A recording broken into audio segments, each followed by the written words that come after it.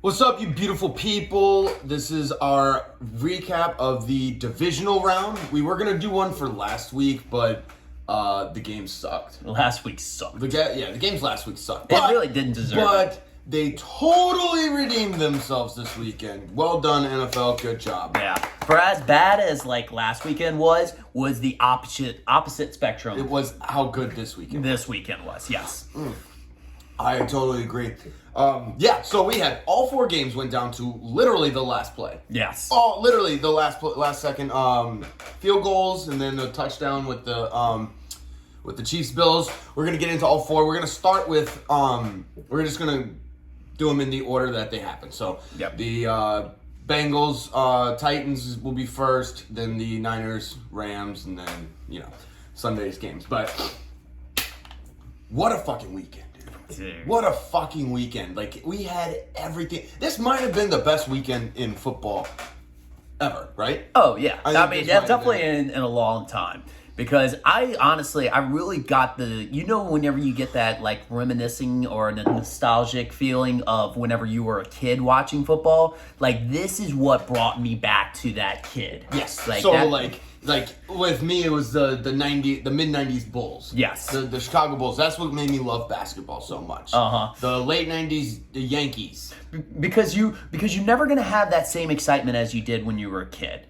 But Right. but you can revisit that. Yes, and that's a great way to put it. Like the 2003 national championship game. Oh my gosh. With the LSU team. Yes. I'll never forget that. Oh, yeah. 2019 national championship year helped me revisit those feelings, and that's I feel why like I cried. I feel like alcohol helped revisit those feelings too. No, it was the game, and like the whole season was just. It was beautiful. So yes, I get it. You have those moments in time where like it helps you revisit, your joy as a younger person. Because like as a kid, even like your early teenage years, the joy you experience on like Christmas morning, it's unparalleled to anything Yeah. you experience in your adult years. Like, Oh, yeah. So it's nice to kind of revisit that. Yeah. But let's visit these fucking games. Let's do it. We'll start with the Bengals Titans. We're in Louisiana, and it is incredible how many people are just rooting for the Bengals. Like Oh. I work at I'm bartending right now, and the bar I work at it was packed with people just watching the Bengals. Like and like they were celebrating like they were watching a Saints game. It's unreal. They love Joe Burrow has had that much of an effect on the state of Louisiana that we all root for him just because nobody likes Cincinnati. When the Saints, obviously they're all diehard Saints fans, but when the Saints were eliminated from the playoffs, every single Saints fan went straight to Bengals. Straight to Bengals. And Yeah. I mean, I can't even, I did the same thing. I mean, they even have like the same chant as us. I mean, it's Do like they? it was Yeah. a very seamless transition. It was. We just had to change like 2 letters. Yeah. And that was the transition. Yeah, and then we're familiar with all their players. Yeah. I mean, we know half all of- their players. Half of them come from LSU. Yeah. So, yeah. So the game started off. It was the first play of the game was Ryan Tannehill interception. Yeah, the first and the last play was an Yeah. interception Yeah. from Tannehill. From Tannehill. Yeah, his first and last play. Yeah, definitely. Tough. I mean, Titans have a really good team. I just don't think Tannehill's the answer. Like, I mean, that's obvious, Like, He's gonna face a lot of criticism this offseason for sure. I mean, it's just it's a bad taste in the mouth, and that's what they're going to be experiencing for the rest of the offseason. Like it's the whole offseason they're just going to have that taste in their mouth. Do you know how much longer he has on his contract? That's a good question. We'll probably have to fact check that one. Yeah, we can look that one up. But one thing I had is Jamar Chase is very fast. Like I already knew that, but like when you see it on display in a playoff game, you just you have such a respect for these guys' athleticism. Like he is just so much faster than everybody on the field. It's incredible. Well, I mean, now we're, all those pundits that were criticizing him, taking him fifth instead of an offensive lineman. I mean, this game literally just showed, like, hey, we're going to give up 9 sacks for Joe Burrow, but at the same time, we have Jamar Chase. We can chuck it down the field and make some plays. So I guess the argument of like whether to take an offensive lineman or a wide receiver, it's favoring the wide receiver at this point. And well, here's the thing: the Bengals have the 4th highest cap space. Yeah, they have the 4th highest cap space, so they have so much money they can dish out to free agents and to boost their offensive line. That's all they got literally, the defense played very, very well this weekend. Like they played extremely well. They just need to protect Burrow. That's it. They got Joe Mixon is very formidable running back. You got Jamar Chase, Higgins, very young team. Just need an offensive line. Yeah, I mean that's they're going to be their checklist. It's literally just one thing, like fix the offensive line. For the love of God, fix the offensive line. Fix the offensive line. Oh man. Yeah, like literally Joe Burrow is just going to be like, limping with like crutches and stuff like that. Like he's like, just give me an offensive line.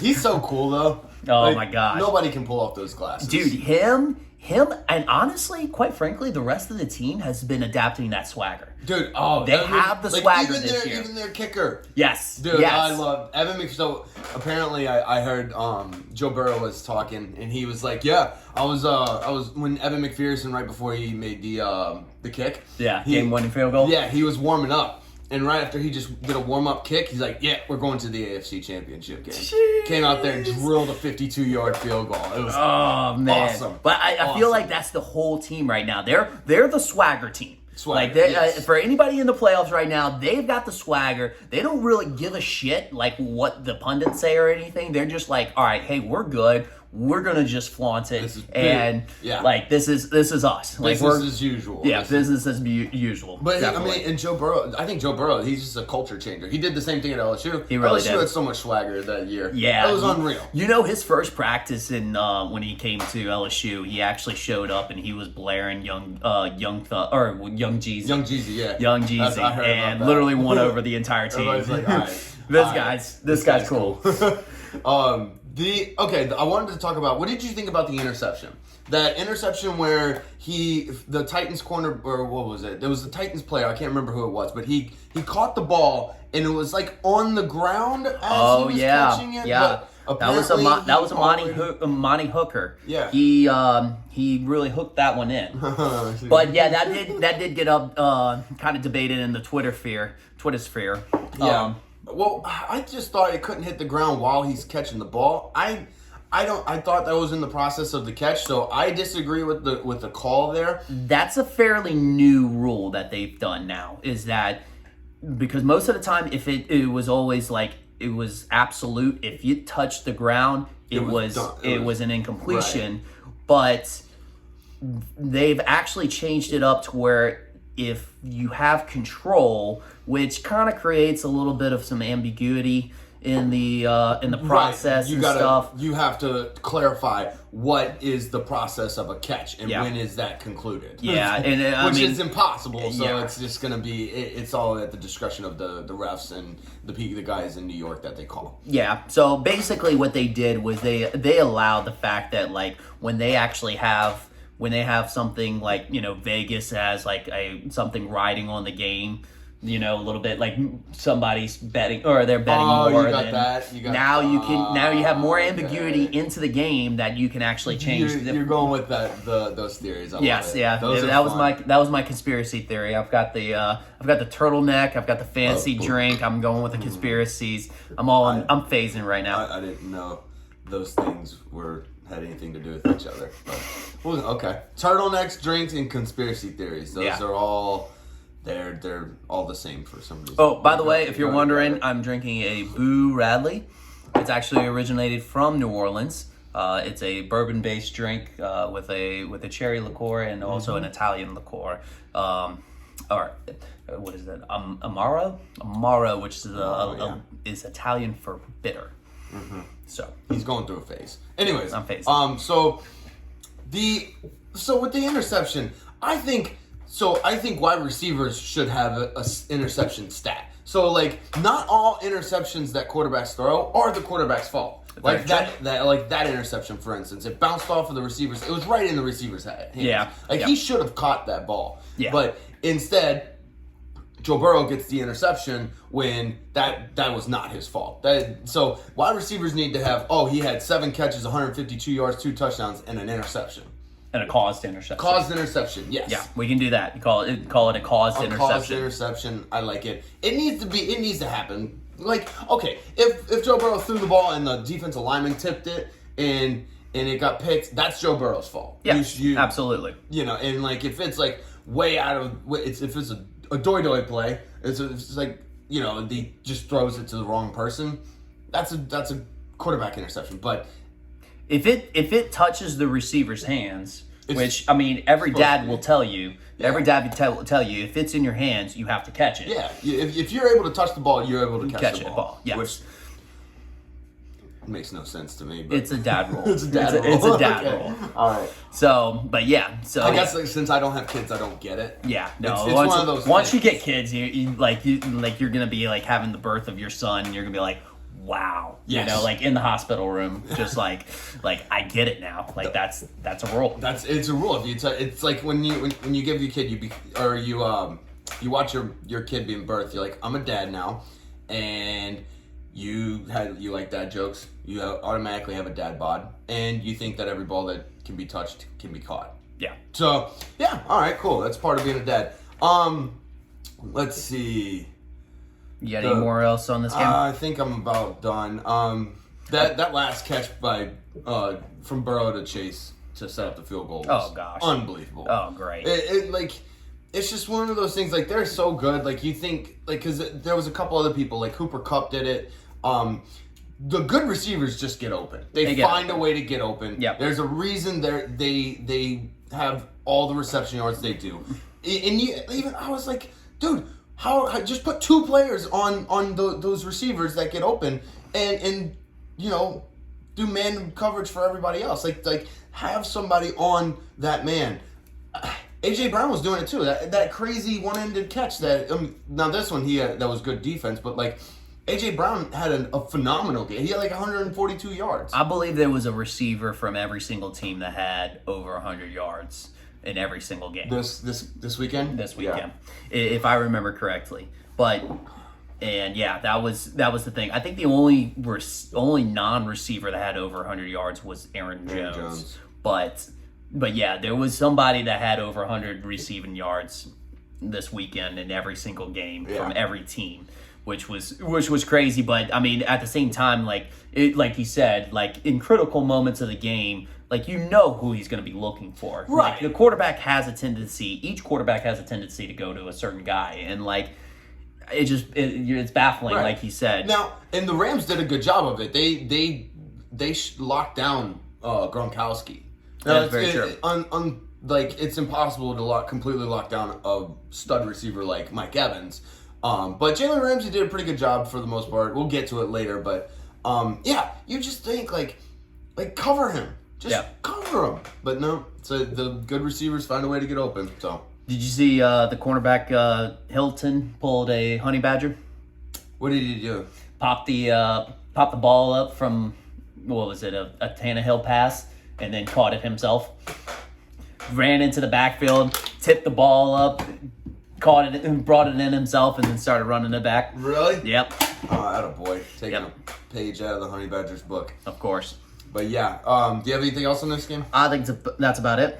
Cool. Yeah, this was a phenomenal game. Great start to the weekend. Oh, absolutely. Bengals beating the Titans, going to the AFC Championship for the first time since 1988, I believe it was. Jeez. Yeah, insane. All right, let's go to the 49ers Packers. Our good friend Joey Irvin, rest in peace, because I think that was Rodgers' last game as a Packer. Bobby, you might want to offer some free therapy sessions. Free therapy sessions for him. for Jerv, because I think he might need it. It was a great game, obviously. Defensive game. Defensive battle. I think there were how many sacks? I mean, and for it, the temperature of the way it was, you knew it was going to be, like, you definitely hit the under. Smash the under. Smash the under, which actually, funny fact, or stat, is basically Saturday games all hit the under, Sunday games all hit the over. Yeah. So, Sundays are for the over. Sundays are for the over. But yeah, great game. basically, what was it?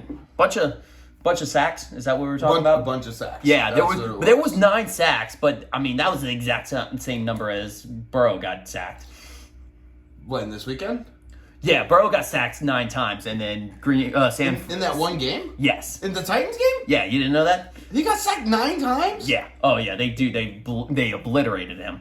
But the thing is, it's like Burrow. But that was a good thing about Burrow, and this is just the last little tidbit for the last game. But good thing about Burrow didn't do anything stupid. He was like, all right, look, I'm going down. Like Gotcha. like I'm going to get sacked. I'm just gonna live to see another day. Go down, yeah. Whereas you see a lot of quarterbacks just like throw something up. Yeah, gotcha. And that's when all hell breaks loose.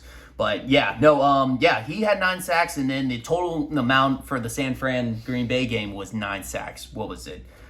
Green Bay had 4 sacks, and San Francisco had 5 sacks. Wow, yeah. I mean, I thought the game was really, really good. Like, I love when these things go down to the fourth quarter. This one definitely did. Debo might be one of the best receivers in the NFL. Like, I think he's top 3. I mean, I was thinking He's gotta be top 3. I was thinking about that until I watched some of the next day's games.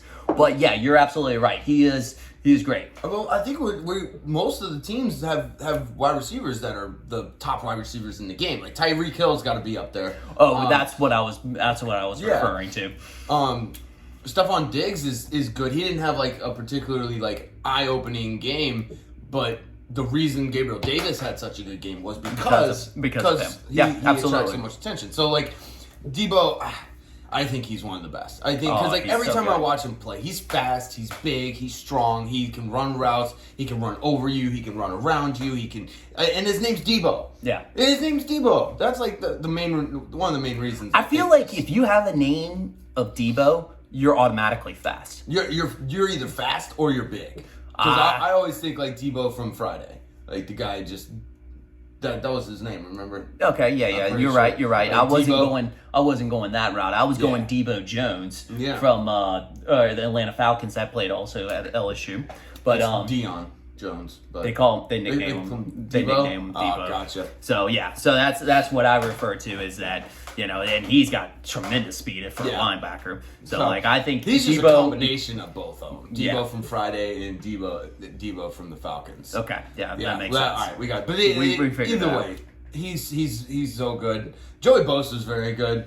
He had some phenomenal plays. I think you're thinking Nick Bosa. That's who I was thinking of. You're right. I always think of Joey Bosa. Those brothers are the brothers are just. Yeah, man, who has brothers, right? Gosh. Yeah, I know.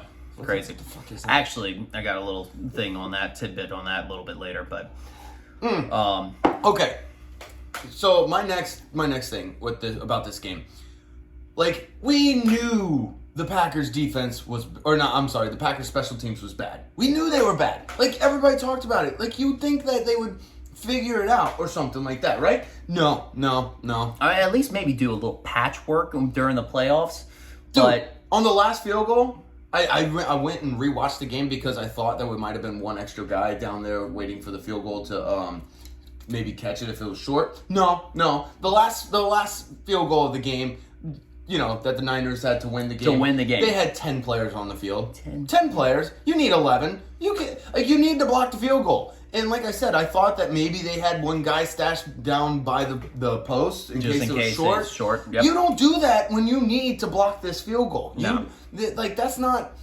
It was like what, a 48-yard field goal. Yeah, so it was definitely reasonable. It was long, but the leg's gonna be there. If you had a 60 plus yard field goal, then yeah, I can see that. But you need all 11 people going after that kick. Yeah, I mean the other thing I could think of is maybe because of the weather, they thought the snow might affect it. But I mean, you're right. You absolutely have to go for the field goal block. I mean, if it's within a certain range, you have to go for the field goal block. Let's say like it maybe was like a 60-yarder.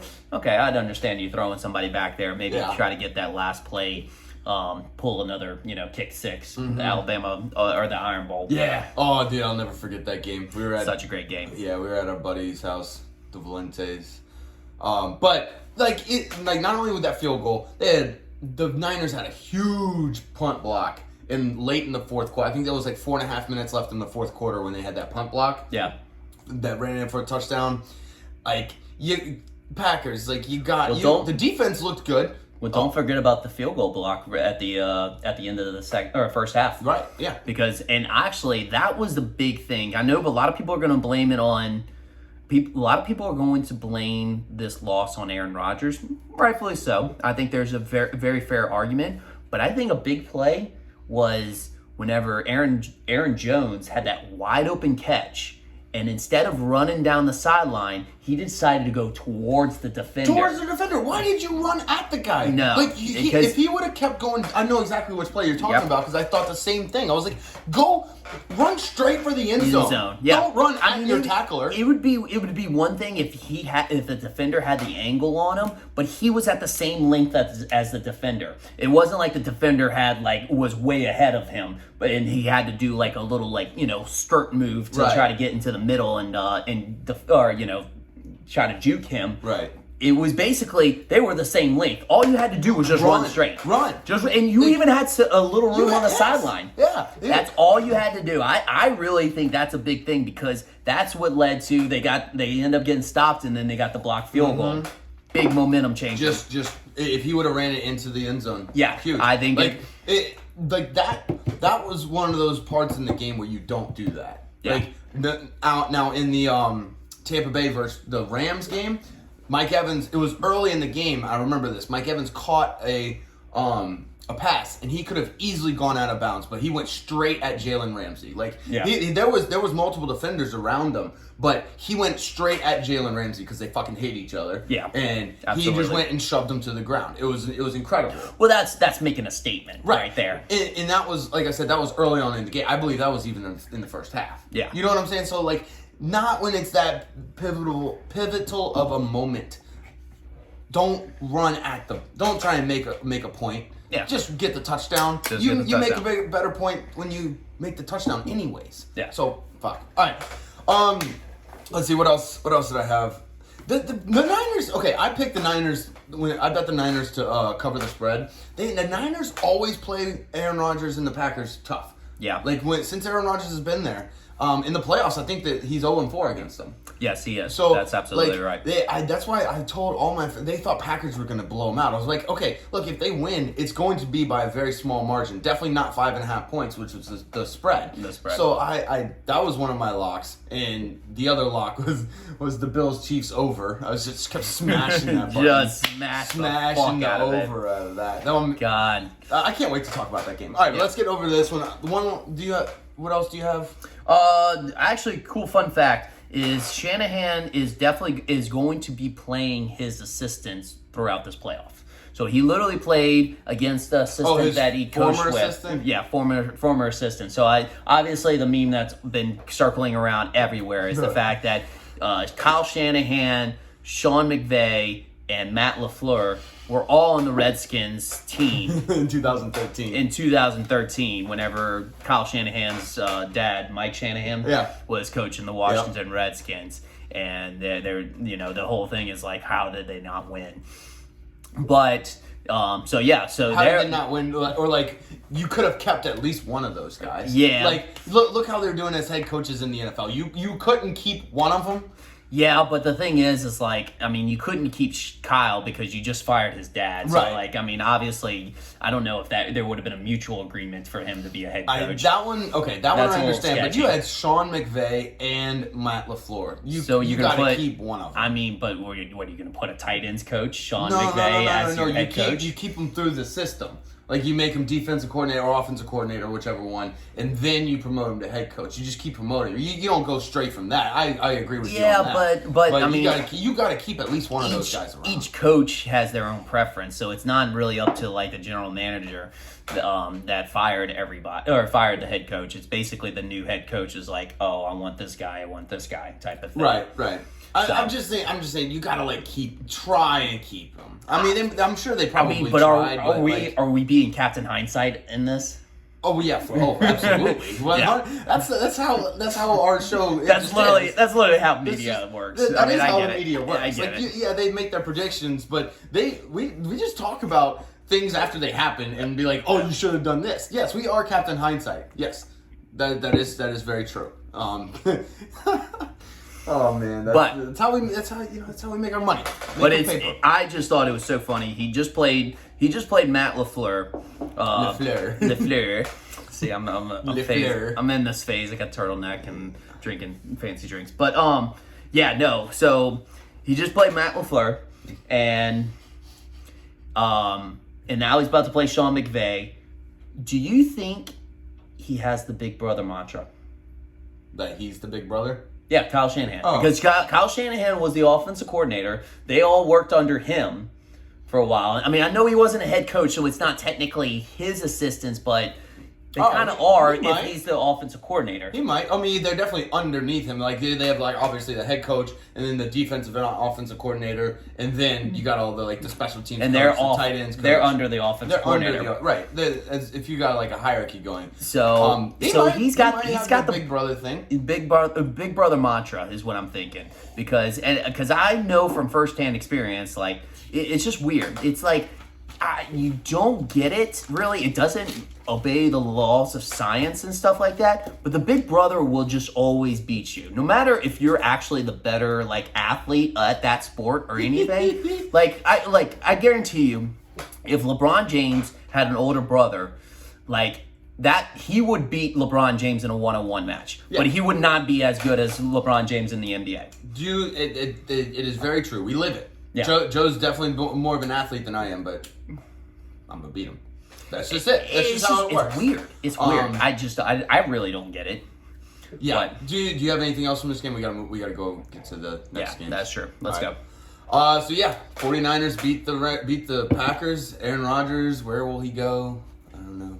But yeah, another great game. Now to Sunday's games, the overs. The over Sunday games. Overs, baby. Sundays are for the overs. That's it. Yep. Okay. Sundays are for the overs. Love it. I thought Tom Brady was going to do it again. The Rams Bucks. I thought it was 27-3 in the third quarter, and there was like 5 minutes left. That's right. 5 minutes left. There was 5 minutes left in the third quarter, and it was 27-3. I literally just I was having deja vu. Dude, same. It was unreal. There was 5 minutes left to go in the fourth quarter, and it was 3 touchdowns in a row.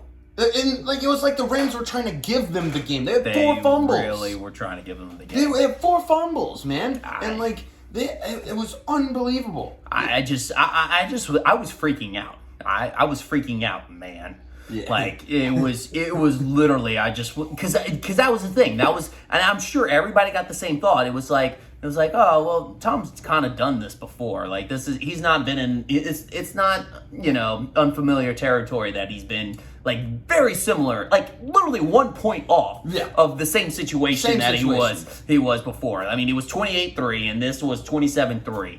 And so you're like, okay, well, yeah, that's kind of similar. And then next thing you know, like, there's a fumble, he gets a touchdown, and then he gets another one, and it's just like, gosh damn it, like, and then and Tampa even fumbled the ball, and then right at the very next play after that, center hikes it straight over Matt Stafford. I mean, like we were discussing yesterday while we were watching the game. If I was having to block Vita Vea, I'd probably be doing the same thing. Oh, gosh. I would not be focusing on Matt Stafford. I would be focusing on the ginormous Samoan that was in front of my face. That literally can run like a cheetah. Yeah. I mean, that's... Yeah, maybe not like Tyreek Hill, but at the same time. I was like, all right, this guy and Tyreek Hill in a foot match, I don't know. But it's insane because they got oh shit, who's the other defensive lineman? Ndamukong Suh. Oh, he was gonna kill Matt Stafford. Did you see that little kick Matt Stafford had? It was a little. He flung his leg up in the air towards Ndamukong Suh's groin a little more than he needed to. More aggressive than he should have. Yes. But I mean, what I say to that is karma's a bitch. Yeah, karma's a bitch. Ndamukong Suh, yeah. Karma got you, bitch. Yeah. But did you see him after when he got up, when he looked at Matt Stafford, he was like, Well, what did he say? He's like, I'm gonna fucking kill you. I'm gonna fucking kill you. Yeah. That's exactly what he said. He's like, I'm gonna fucking kill you. Kill you. We were reading his lips. Yeah, he's like, I'm gonna fucking kill you. Yeah. No. But yeah, Ndamukong Suh's a scary man. But kudos to Matt Stafford for having balls. Well, he's been a teammate of him. I'm sure there was some things in practice that have happened in the past that, he was like, hey, remember this time back in the day in Detroit? Yeah, fuck you. Yeah, right. Yeah, it was tough because obviously Tom Brady lost while he was on the bench. It was like we were talking about with the other game. Like, how do you leave Cooper Kupp so wide open? Like, in that situation, that was a terrible play call. You're gonna call a blitz with only safety help over the top with Cooper Kupp? No, they're gonna. This is an obvious passing situation. They need to get to a certain place of the field for a field goal. Don't let them get there. Like you. I don't know how. You rush 4. I don't know how Cooper Kupp is still playing the white card. What do you mean? How he's still playing the white card? You know what? I mean, because like the white card is like basically like, oh, this is a white guy. He's not gonna be able to like, be more athletic than I am, and yeah. So gotcha. so you don't put as much attention, but I see what you're saying. You don't place as much attention. It's like, I can put a cornerback on him, and he'll keep him contained. Right. But he's still able to play that card. It's like, you're gonna put a single coverage on me. Yeah, I'm gonna beat you. You underestimate him. Yes. Because like short little white guy. But, I mean, he gets open. He catches everything that's thrown his way. Oh, absolutely. He's quick. He's like... He's a Triple Crown winner. He won... He had the most receptions yards, and most touchdowns. That's why I don't understand how he can still play that. You can't play that card. He's not even playing it. It's just like the defenses don't respect him. They don't respect him. He's still not getting the respect. Right. I mean, I don't know how long it's going to have to take. I mean, maybe the Super Bowl... Dude, finally actually respect them. When it got to 27-27, I was just like, this is it. Like, Tom Brady's, he's going to do it again. And then his fucking defense let him down. This is another field goal. I think early on, Tom finally, the reason why they weren't having success is Tom was trying to force things in the first half. The reason why they only had 3 points is because I think he was just trying to force it to Gronk the whole time. He was trying to force it into places that it wouldn't go. Well, that's very familiar for him. I understand. He's done that so many years in the playoffs. Like, right, I get that. It's very natural. Again, this is the hindsight talking, but like he just needed to find the open guy. Scotty Miller was wide open multiple times. Wide open very down true. the field. He just didn't look. I mean, Scotty Miller was playing the white card. Here's the thing. Yeah, he was playing the white card. Dude, look. All right, and here's the thing. Like, even at 45 years old, Brady went 30 for 54 for 329 yards, 1 touchdown, 1 interception. Like, he's still putting up great numbers. And I saw him. He made some throws where the ball was in the air for like 35, 40 yards down the field. Like, he's still He's still got it. It's insane. There's really no reason why he's going to retire next year. I don't think he is going to retire. No, I really just do not see anything that shows. Yeah. I mean, because that's the thing. Like, you see Ben Roethlisberger, his arm's kind of like deteriorating. He's just kind of not the same that he used to be. I mean, look, rest in peace. I love him. Yeah. But, we all do. Yeah. No. But at the same time, he's still not the player that he was like back in his prime. Right. But you just don't see that with Tom. No. Tom is still there. I know. It's wild, and he'll probably win the MVP this season. He'll probably win MVP at 45 fucking years old. It's insane.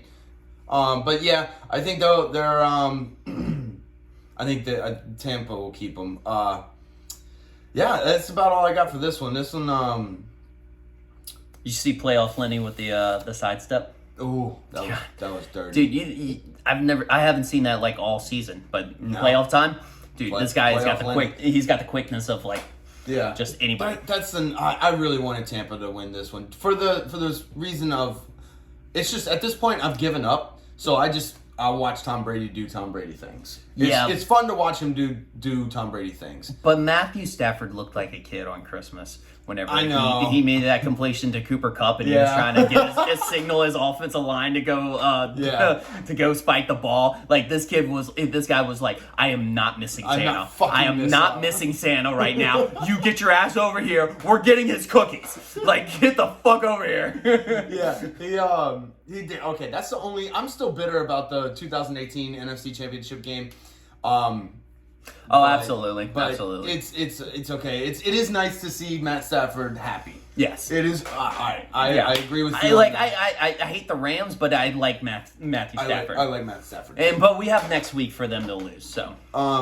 Yeah. Well, the Niners-Rams game is going to be good. Yeah. I don't even know. I don't know if it's going to be good or not. Oh, it's going to be so good. I hope it's going to be so good. I could see it being like a defensive battle, but I can also see it like the Rams just blowing out the Niners. I don't, because like if it turns into a shootout, the Niners can't keep up. Yeah, I was about to say if one team's going to blow out the other team, it would be the Rams. Right. But I don't see it that way. You think they're going to keep it close? It's going to be close. Yeah. It's going to be close. Shanahan always has a good defensive play scheme, and they can run the ball. Yeah, I was about to say he runs the ball so he can keep the time of possession in his favor. Right. So like they Rams won't even have that many chances to actually do something. But yeah, we can do predictions later on. But do you have anything else on this game? That's it. All right. Los Angeles Rams are going to the NFC Championship game. All right. Now, finally, we get to arguably the game of the year. How the fuck did the best go for last? Like, after a whole weekend of close games that literally have ended, like, basically on a kickoff field goal, we have the best game for last. When you didn't think you could top all of those games. When you didn't think you could top all three of them. Right. We literally get the game of the year. I really want to stack that of, like, the chances of, after three really close games, of the last game of being better than everything else. I want to see the stats on that. Amazon, stat that. It was incredible. This was one of those beautiful games where you just like all week I was thinking, damn, the over's gonna hit. The over's gonna hit. The over's gonna. I can't wait for the fucking over. This is one of those games where like I hate betting the under. Because you can't watch a game. Yeah. When you bet the under, it's just like you're just rooting for people to suck. But when you have this much confidence on an over bet, and you're just watching the game, and they score 25 fucking combined points in the last 2 minutes of the game, dude, it doesn't get any better than that, man. 25 points in the last 2 fucking minutes. I saw a stat, or I saw a picture going around the internet. It took Patrick Mahomes 13 seconds, literally 13 seconds, to get into field goal range and kick a field goal, right? It took Dak Prescott 14 seconds on that last run to run a QB sneak. Yep. To run a QB, that's Mike McCarthy's dumb brain, but still, he's like magic, dude. It's absolutely insane. This is like the quarterback matchup. It was perfect. It was literally like football paradise. And like Tony Romo was sitting there, he was creaming himself. I was about to say Tony Romo was actually the perfect announcer right there, because he was literally expressing all the feelings that I was feeling. He was like how Matt Stafford was feeling when he made the completion with Cooper Kupp. Yes. That was Tony Romo the entire second half of that game. Absolutely. That was because when Tony Romo raises his voice and like starts getting into it, he does not leave that pitch. It's not like he gets a higher pitch and then goes back down. He stays at that pitch. He stays at that level. Yeah, oh my gosh. I love my announcers to be that way. I want them to be fans of the game. Yes. Yes. I don't like them to be fans of one particular team though. No. But he's just such a fan of football. He loves football so much that he will get hyped up for anything. This one, it just sent him over. He climaxed the entire time. Like that was probably the longest climax I've ever seen. Yeah, it was just like it was just like nut after nut for Tony Romo. Yeah, and that's what I want in my announcers. Exactly. That's what I want. That fire. I want that passion. Exactly. I would have to say that's why I like Tony Romo. That's why I like Gus Johnson. I just the guys that can like we don't like Joe Buck. Yeah, it's way too monotone. Way too monotone. Yeah, no, I mean, cool guy. Let's give him his props there. But as far as like announcer, the monotone. You gotta let's come on, let's show some excitement. Yeah, I want the same excitement from the announcers for both sides of the spectrum as I would get from a college radio announcer for his home team. Yes, that's exactly what I look for. Exact same. Let's see. Where do we start? Let's go with the first half. It was midway through the second quarter, I think, and it was only 7-7. Yeah. And I was getting worried about my overbet. About your overbet, yep. But no need to fear because second half was just absolutely incredible. Gabriel Davis had a fucking game. He had like over 200 yards receiving, 3 touchdowns. No, 4 touchdowns. He had all 4 touchdowns? He had 4 touchdowns. Wow. He didn't have all 4 touchdowns. It was 5 touchdowns, but he had 4 touchdowns. That's Singletary right. had that Singletary first had the rush. Had the first touchdown. I meant all 4 receiving touchdowns because Yes, Josh you're right. Allen You're had right. 4. Look at the stats. Okay, so Josh Allen was 27 of 37 for 329 yards, 2 touchdowns, and he got sacked twice. He had 11 carries for 68 rush yards. Patrick Mahomes was 33 of 44 for 378 yards, 3 touchdowns, 0 interceptions, 2 sacks. He also had 7 carries for 69 yards. I literally would have felt... Exact same performance. I would have felt bad for the quarterback who lost, regardless of who lost. Mm-hmm. Like, if Buffalo Bills were able to pull that out, maybe if they got the coin flip...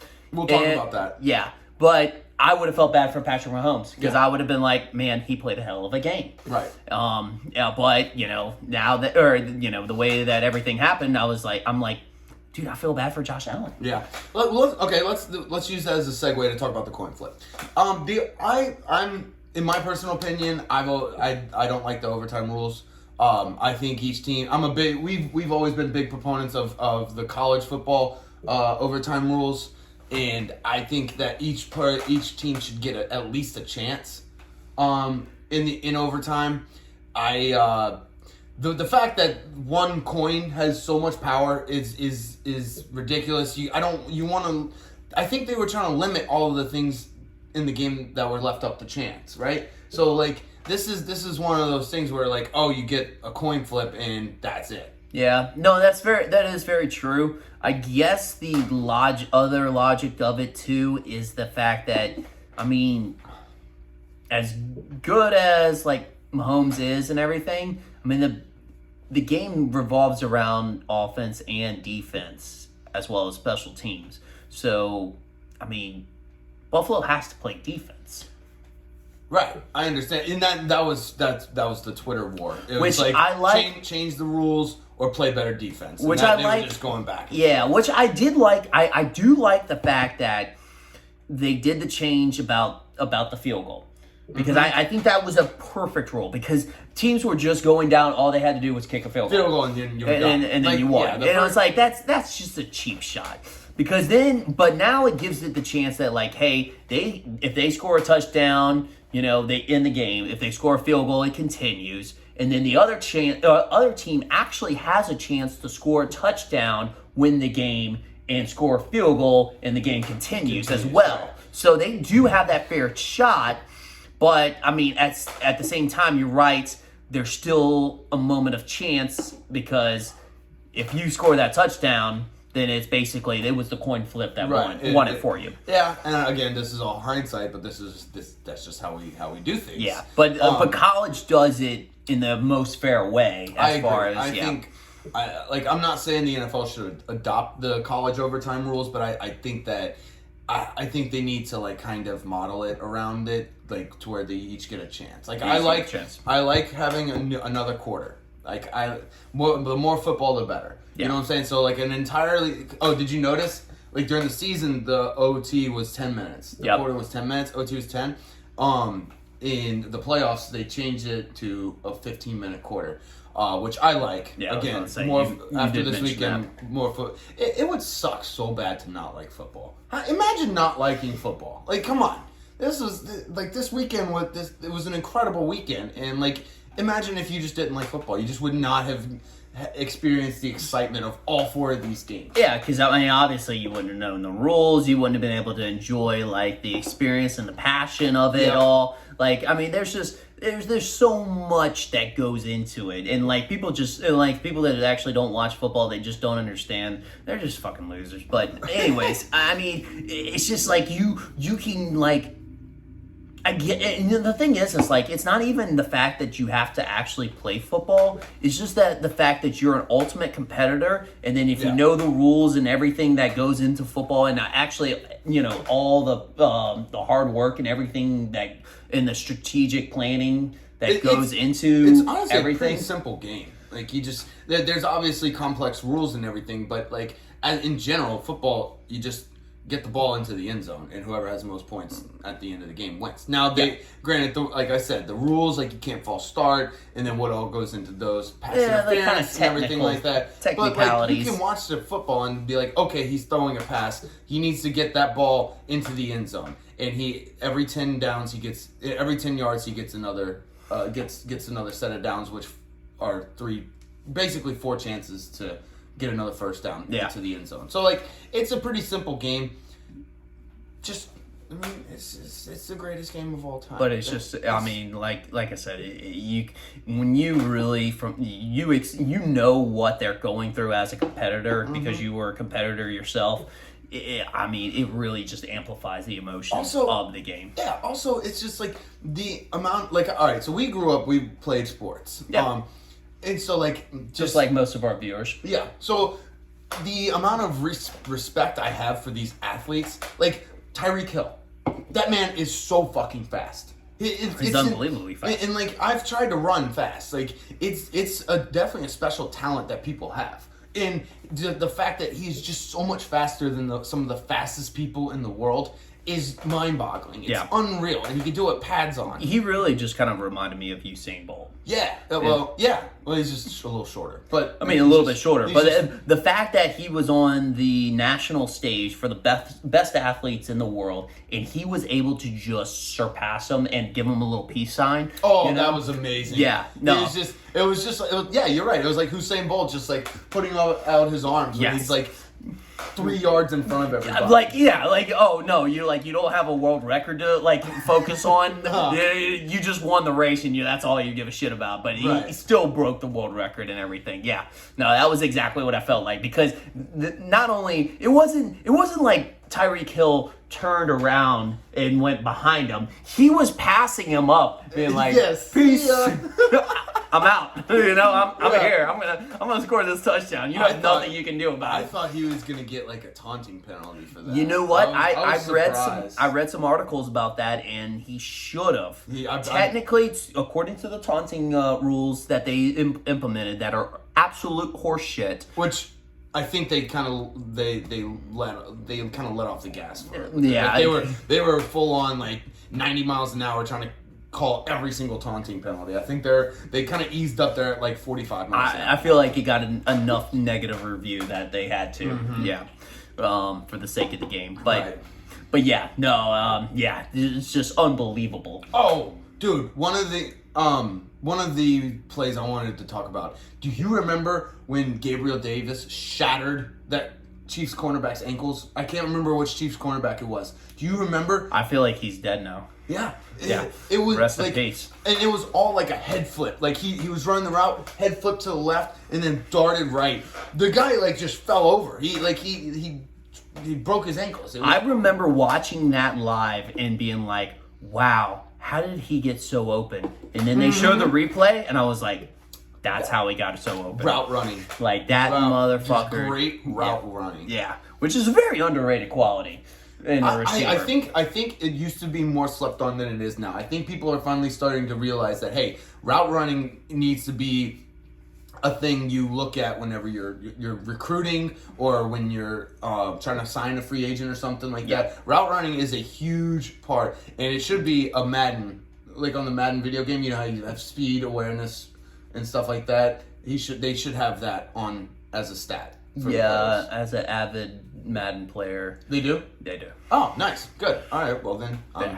Yeah, they have a lot of things. They even, Actually, one of the games even had swagger. Swagger? They had a swagger Oh, rating. that's cool. Yeah. But if your swagger got a little bit too high, then you would become like a distraction for the team or something like that. That's awesome. Yeah. It's pretty crazy. Do they have like Moxie? No, Grit. they don't have. No, they don't have that. That's actually a great idea for a Moxie or a grit meter. That would be cool. Yeah. Yeah. So all right, get back to the game.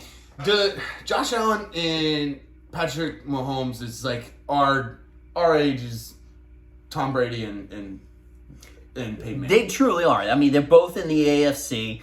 It's going to be a huge matchup for like years. That was the one thing was it was literally like watching this game. I was like, this is a dream that I want to last forever. Right. And the good thing is, it's going to for the next 10 years. 10 years. It doesn't look like both of these quarterbacks are great quarterbacks. So they're not just having a hell of a year and it's just gonna go crawl in a hole. You know what I'm saying? Like they're actually like fucking great, and they're going to continue to be great.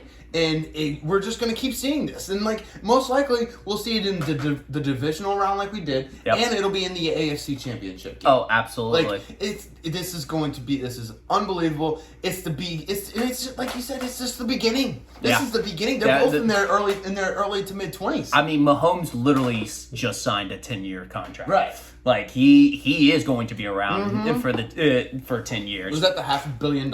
Yes. Yeah. Yes. That's insane. And then Josh Allen follows suit. He got himself an extension as well. Yeah. Buffalo Bill fans, if there's something you can hang your hat on, Josh Allen is here to stay. Yes. He is very good. And he is very, very good. Very good. Gosh, dude. And that was actually something I was really, really worried about. Because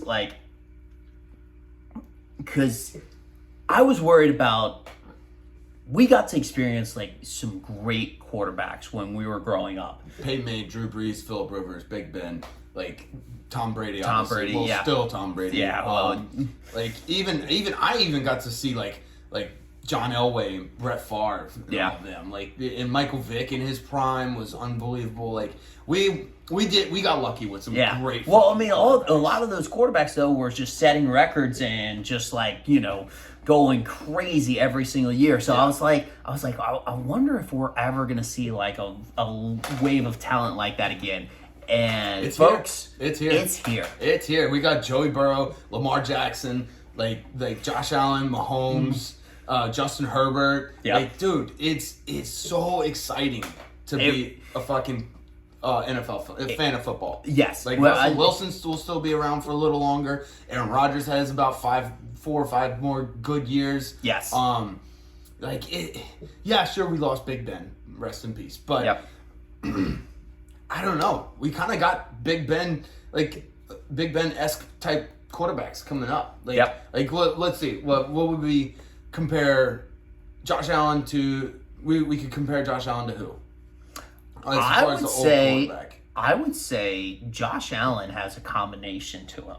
So Josh Allen, in my opinion, he has a combination of a Big Ben, like we were just talking about, but he also has a combination of Cam Newton. Because a little bit. He's got a little Superman vibe. He's tall. He's a big-bodied quarterback that can run. Yeah.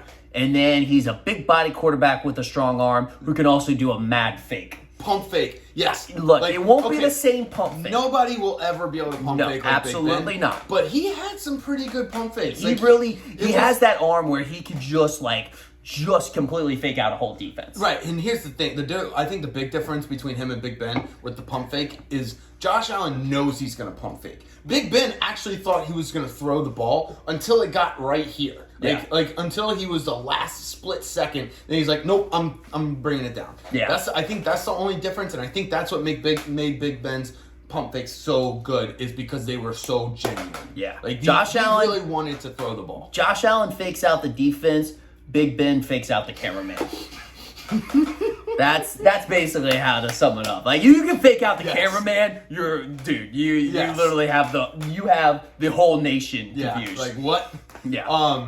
Yeah, no, I like this. So, like, I was thinking, I think Lamar Jackson is what, Michael Vick, obviously. That's a pretty obvious one. Lamar Jackson's Mike Vick. I would have to say Lamar Jackson. He just he shows the similar qualities of a Michael Vick. Whenever he like gets in the field and he makes those cuts, I I think about Michael Vick every time. Thank you, Chris Collinsworth. I appreciate that.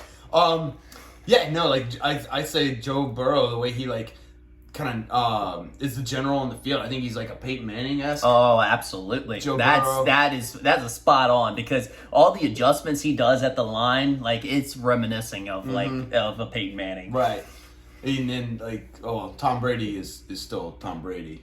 Right. Yeah, I mean, Tom Brady's a younger version of Tom Brady. It's just old Tom Brady and young Tom Brady, right? Yeah. But the crazy thing is, like, old Tom Brady looks younger than young Tom Brady. Right. Yeah. Right.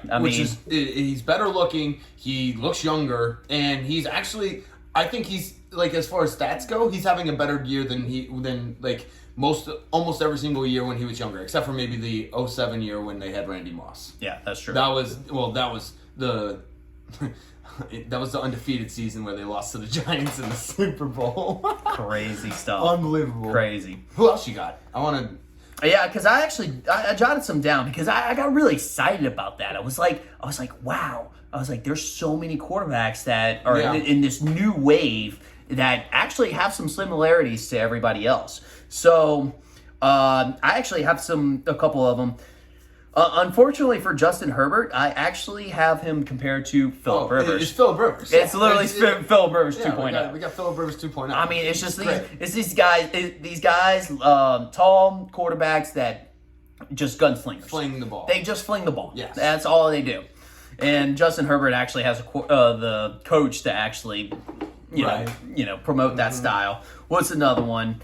We said Joe Burrow. Oh, you had one for Jimmy Garoppolo that I thought was pretty funny. I did. Actually, that one's a Brad Johnson. Yeah. So like Brad Johnson, yeah. So, like, I mean, like, we're not going to say that Brad Johnson was, like, a really good quarterback, and we're not going to say that Jimmy Garoppolo is a really good quarterback, but they just win. They win. They win. Yeah. Like, I wouldn't be surprised. Brad Johnson won a Super Bowl. Yeah, I was about to say, I wouldn't be surprised if Jimmy Garoppolo wins a Super Bowl. They ride off some good defenses, and they don't do stupid shit to make you lose a game. So, like, they're like, okay, I'm just going to let my defense win the game, and I'm just going to take the credit for the win. Right.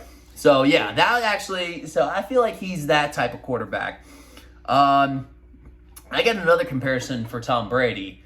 I got Mac Jones as a Tom Brady. Mac Jones? I mean, that's just it's too similar. Way too similar. I mean, the competitiveness, the competitive energy. Right. The only reason I stayed away from that was because he's a rookie. Like it's not a good reason, but that's why I stayed away from that. But and he doesn't have a similar upbringing as I just feel like it's more of his stature and like his style and everything, because like obviously Tom Brady was drafted in the 6th round. It was because of an injury. And like Mac Jones, he was drafted in the 1st round. He was presumed as the starter because they cut Cam Newton. So there's some differences in that area, but yeah, I don't know. They're just too similar. One of my big ones, and this was like, I don't know. I feel like a lot of people were influenced by Brett Favre. They were influenced. There was just like, cool, because he was just so good. He was the OG gunslinger. Yes, yeah, and it's just the one who can make a play out of nothing. Right. And that's why I kind of compare like Patrick Mahomes, Zach Wilson, and Kyler Murray as all the new Brett Favres. Yeah, the only thing I don't agree with the Kyler Murray, but like as far as like Patrick Mahomes, I think so. Patrick Mahomes is a good Brett Favre. It's just without Brett Favre threw way more interceptions. He threw a lot of interceptions. He did. But here's the thing: like he would make those crazy throws. Yeah, like just like pitch it. There was a shot of Patrick Mahomes sidearming it, and there was just a giant Buffalo Bills defensive lineman in front of him. All the receivers were covered, and they were like, somehow this was a completion. And man, he's just got that slide arm that just slings it. Oh, I like the Patrick Mahomes. Yeah, Brett Favre. that's why. Yeah, and I mean because he's got that unorthodox. Words are hard. Words. Yeah, and style that he has that Brett Favre kind of demonstrated as well. But yeah, I feel like that, and I feel like Zach Wilson's in the budding part of that as well. We'll I don't see know. about Zach. I was about to say I don't know that's how one much. of those players that we're gonna have to wait for. Yeah, He's also the Jets are just a giant quarterback killer. They just murder every quarterback that comes to the Jets. I believe in Saleh though. I think Saleh is a good coach. Yeah, he is a good coach. I just don't believe in the Jets organization. That's very true. That's what it is. That's very true. But And then actually a really, really funny one is I actually got Dak Prescott. Tony Romo. I don't see it, but I mean, he loses in the playoffs. he does. I mean, he loses. He plays for Dallas and he loses in the playoffs. Yeah, I mean, that is true. Okay, all right, that's fine. That's yeah. fair. I mean, he throws up stats. I mean, Tony Romo and Dak Prescott throws up stats. That's true. That's like true. they throw up huge numbers, but at the same time, when it comes to playoffs, Where you at? where are you at? All right, let's wrap it up. We got well, we're actually over an hour now. But okay, cool. Let's just do real quick right off the top of our heads. Do you have your phone so we could predict the AFC and NFC championship games? I mean, we know what they are. No, but I want to know the spread and the over unders. Okay. I don't know what those are yet. I definitely. Here's what I want to happen. What I want to happen is the Bengals play the Niners. I think that would be a great story. The 6th seed in the NFC versus the 4th seed in the NFC. I want to see that. It would be good, but it'd be a terrible uniform. Yeah, it'd be a terrible color Terrible, game. yeah. I mean, the Bengals Chiefs is already a bad color game. Very true. Now, as far as like ratings and what I actually would probably bet on, I'd say the Chiefs versus the Rams. That's probably what's going to happen. Let's see, what's the spread? Holy over! Look at the over/under for the Bengals. 54.5. I am staying away from that. Yeah. And the Chiefs are minus 7.5.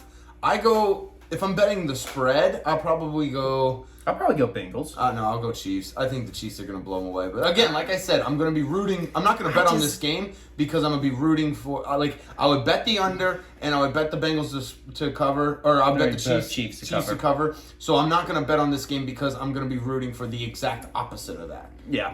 But yeah, I think the Chiefs are going to probably win and cover.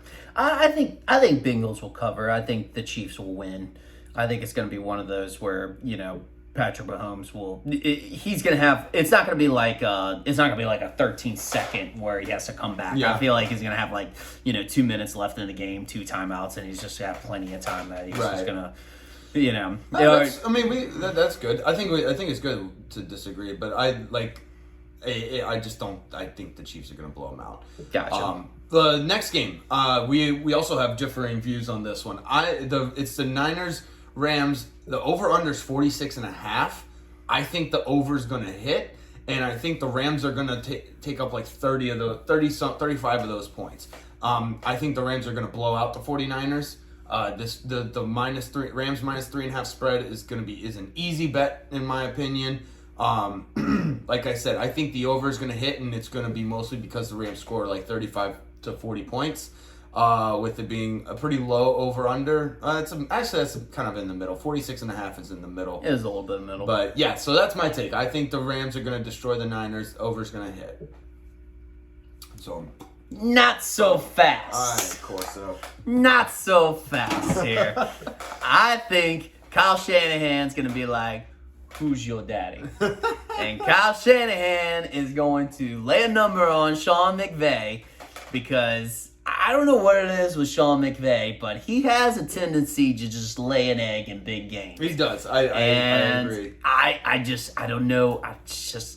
Is this the battle of the best looking coaches in the NFL? It might be, actually. I don't know.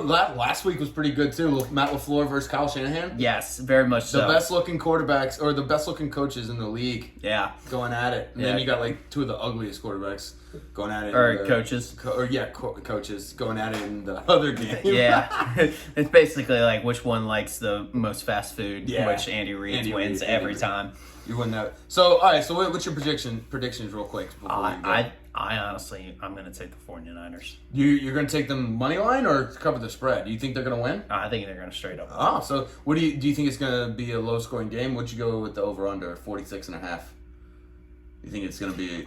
If the 49ers are going to win, it's going to be under. It's got to be an under because that's the only way that they would win. Because if it is a high scoring game, the Rams are going to win it. Right.